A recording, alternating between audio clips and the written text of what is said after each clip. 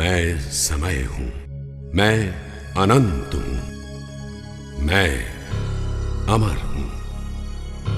मेरी दृष्टि सबसे ज्यादा बारकी, मेरी कसौटी सबसे ज्यादा कठिन। आगे चलते रहना मेरा धर्म। मेरी गति से बहुत कम लोग चल पाते हैं। जो लोग मेरे साथ चल रहे हैं उनमें दम है, हिम्मत है, आंतरिक बल है। काल के कपाल पे लिखी कई गाथाएं मेरे कोश में हैं।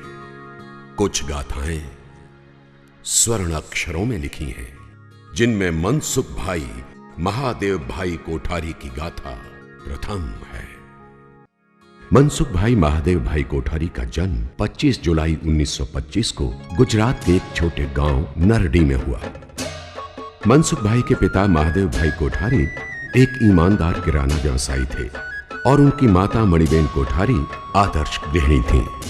इतनी खरी थी और सच्चा बोलती थी, जिसकी बदौलत आज हम इस जगह पर पहुंचे हैं। अच्छी शिक्षा देती थी, अच्छी बातें करती थी। कोई ऐसी बात नहीं करेगी जिसमें हमको तकलीफ हो। और माँ का आशीर्वाद से हमारा परिवार आज मौज कर रहा है। उस युग में मेरे सास ससुर जैसे कोई नहीं थे, उसमें मेरे ससुर जैसे तो कोई थे ही नहीं, अभी भी कोई नहीं मिलेगा। उनका नेचर बिल्कुल भगवान जैसा था, बहुत सीधे साधे। मनसुख भाई ने 11 साल की छोटी सी उम्र में अपने पिता का हाथ बटाना शुरू कर दिया था।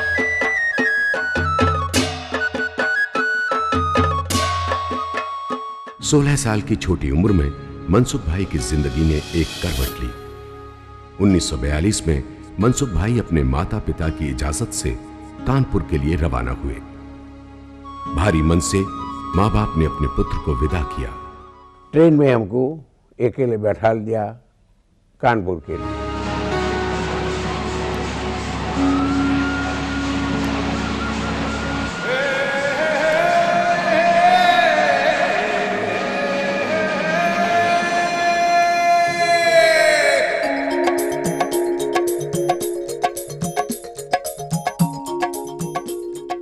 एक हिंदुस्तान कंस्ट्रक्शन कंपनी लिमिटेड करके एक कंपनी वाल्टन हीराचंद ग्रुप की थी। उस कंपनी के पास कंस्ट्रक्शन का गवर्नमेंट का बहुत बड़ा ठेका था। उस कंपनी में 1 रुपया 4 आना पर डे राशन कार्ड जैसे बनता है ऐसे बना दिया। संडे का पैसा नहीं मिलेगा। कानपुर में मनसुख भाई को हिंदुस्तान कंस्ट्रक्शन कंपनी में ₹1.25 रोज की मजदूरी पर काम मिला। ये संघर्ष की पहली सीढ़ी थी। कंपनी मनसुख भाई के काम से खुश हुई और उन्हें कैंटीन इंचार्ज के पद पर तमिलनाडु के अवाडी गांव भेज दिया। मनसुख भाई कोठारी की जिंदगी ने एक और करवट ली। कुछ समय बाद उन्हें यह नौकरी छोड़नी पड़ी। जिंदगी ने उन्हें एक ऐसे मोड़ पर लाकर खड़ा कर दिया जहां उन्हें निर्णय लेना था कि अब वो नौकरी करेंगे या व्यापार। दोस्तों के सहयोग और छोटी सी 500 रुपए की पूंजी से व्यापार शुरू कर दिया। मेहनत का फल मीठा होता है। 2 साल बाद 500 रुपए की पूंजी बढ़कर 4000 रुपए हो गई। 1948 में मनसुख भाई ने साठे बिस्किट की एजेंसी ली। इसी साल उन्होंने शारदा बेन से विवाह किया। मनसुख भाई के लिए विवाह वरदान साबित हुआ। उनकी मेहनत और ईमानदारी से प्रभावित होकर मद्रास की ईस्ट एशियाटिक कंपनी ने उन्हें ओके साबुन की एजेंसी दे दी। इसी बीच सन 1949 को श्री विक्रम कोठारी का जन्म हुआ। मनसुख भाई कानपुर की गलियों और आसपास के गांव में खुद साइकिल पर जाकर साबुन सप्लाई करने लगे।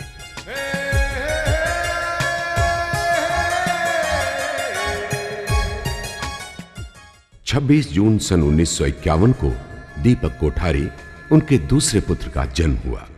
9 अगस्त 1953 में उनकी सुपुत्री रीटा बेन का जन्म हुआ। सन 1959 में मनसुख भाई ने ज्योति आंवला केश तेल का गृह उद्योग स्थापित किया। इस प्रोडक्ट में उन्हें विशेष सफलता नहीं मिली। अरे सफलता तो हर कोई को नहीं मिलती। क्यों नहीं मिलती है? वो थक जाता है। हम भी एक दिन थक गए थे। तो हमारी वाइफ ने कहा अब क्या करोगे? मैंने कहा फिर काम करेंगे। लेकिन मनसुख भाई हार मानने वालों में से नहीं थे। उन्होंने फिर से कमर कस ली और कुछ ही दिनों बाद 7 अप नारियल तेल का उत्पादन शुरू कर दिया। 1966 में मनसुख भाई महादेव भाई कोठारी की जिंदगी ने एक और करवट ली। ओके साबुन की कंपनी बंद हो गई। 3 वर्ष बाद पार्ले बिस्किट कन्फेक्शनरी की एजेंसी ली और साथ ही 7 अप नारियल तेल का काम चलता रहा। ऐसा है कि हम कैनाल प्लेस के अंदर में एज ए सेल्समैन बहुत चीज़ें बेचते थे। घूम रहे थे तो पान की दुकान पर हम भी गए, हमको भी पान की ज़रूरत थी। जब हम पहुंचे तो 10-12 आदमी और खड़े थे, तो कुछ तो आदमी चले गए, उसको मिला ही बहुत टाइम लगेगा। तभी मनसुख भाई के मन में विचार आया कि क्यों न एक ऐसी वस्तु का निर्माण करें जो पान का विकल्प बन सके और हर जगह हर समय उपलब्ध हो। इसी विचार से पान पराग का जन्म हुआ। 18 अगस्त 1973 में 12,000 रुपए की पूंजी से मनसुख भाई ने घर में पान पराग पान मसाले का निर्माण शुरू किया। तो बेटी मेरी छोटी थी, मैं उनसे कहती थी भैया तुम सिलबट्टे पे कत्था पीस दो, चलनी से वो कपड़े से छान दो तो कत्था वो महीन हो जाएगा। उसके बाद बाबूजी सब मिक्सर करते थे। कभी उसको तो नींद में बस ऐसे धुन आ जाती थी, बनाना है, याद आ गया परफ्यूम ऐसे डालना है, तो वो रात को बैठ जाते थे, जगाते तो उठो, छोटे छोटे तराजू ला के उसमें ये डालो ये डालो ये डालो, तो ऐसे करके करना पड़ता था, तो करते थे। पर जब सपोर्ट किया और हमको लगा कि नहीं ये बहुत अच्छा बना, तो उनकी मेहनत सक्सेस हुई। तो पर हमने बहुत स्ट्रगल किया लाइफ में, बहुत स्ट्रगल, नहीं कर सकता। कुछ ही समय में पान पराग लोकप्रिय हो गया।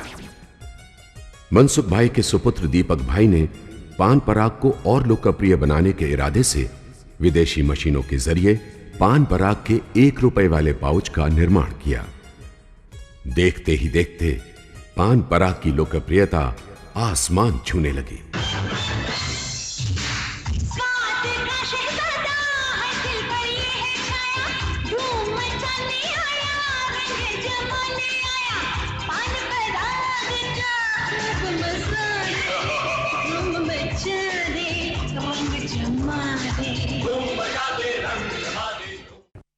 He is a father of direct marketing. यदि उनकी मार्केटिंग के बारे में यदि कोई किताब लिखी जाए तो मैं समझता हूं कि सबसे अच्छी किताब हिंदुस्तान में बेस्ट सेलर ऑफ मार्केटिंग की किताब बिक सकती है। बाबूजी इज ए मार्केटिंग जीनियस।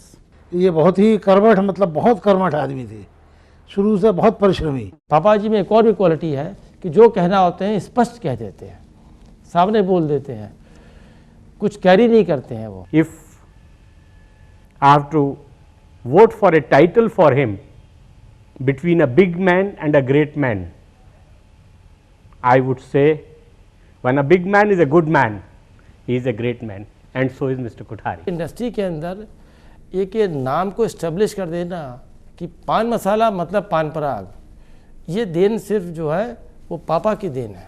पान पराग की सफलता से संतुष्ट होकर मनसुख भाई ने आराम नहीं किया। नए प्रोडक्ट्स के निर्माण और मार्केटिंग में फिर से व्यस्त हो गए। Budget detergent, yes mineral water, Parag जर्दा, पराग सुपारी का निर्माण और मार्केटिंग उन्होंने शुरू कर दी। He is a very great man that way, and the amount of foresightedness that he has, or he had, or even now that he has, he can see through the future, and he guides us in marketing and sales and in quality, and is always keeping us on our toes. Mansukh भाई का तिनके से पर्वत का सफर आने वाली पीढ़ियों के लिए मिसाल रहेगा। मनसुख भाई की विचारधारा बिल्कुल साफ सुथरी है, इसीलिए वो छोटे से छोटे आदमी को अपना बना लेते हैं और अपने साथ लेके चलते हैं। मनसुख भाई को सर्वगुण संपन्न देखने की चाह में करीबी लोग कुछ अतिरिक्त गुणों की अपेक्षा करते हैं। मैं उनको अपनी तरफ से भगवान को प्रार्थना करता हूँ कि पापा जी सेंचुरी पूरी करें अपनी। मनसुख भाई की गाथा का अनोखा अध्याय है समाज सेवा। 29 सितंबर सन 1981 को शारदा मनसुखलाल चैरिटेबल ट्रस्ट की स्थापना की।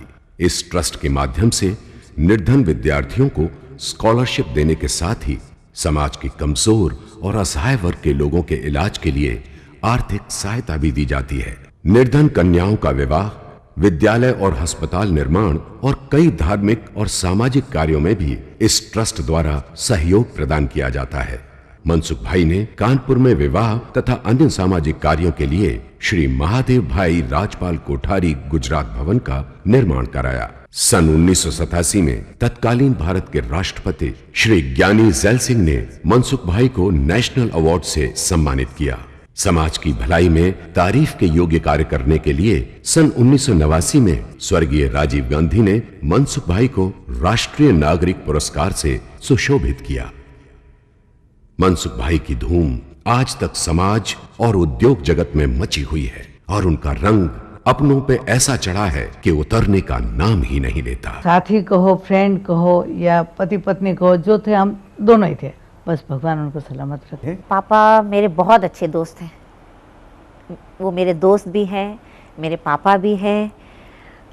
घर में कोई भी प्रॉब्लम होती है तो मैं दौड़ती उन्हीं के पास जाती हूँ, मेरी प्रॉब्लम सॉल्व हो जाती है। I can feel or I know or the whole family knows that I am his favorite grandchild. इच्छा तो एक ही है कि परिवार एक होके रहे, उसका जैसा दुनिया में कोई सुख नहीं। मैं समय हूं, मेरी गति से कम लोग ही चल पाते हैं। मनसुख भाई महादेव भाई कोठारी न सिर्फ मेरे हम कदम रहे, बल्कि आने वाली सदियों तक इनके कदमों के निशान मेरे सीने पर नक्श रहेंगे।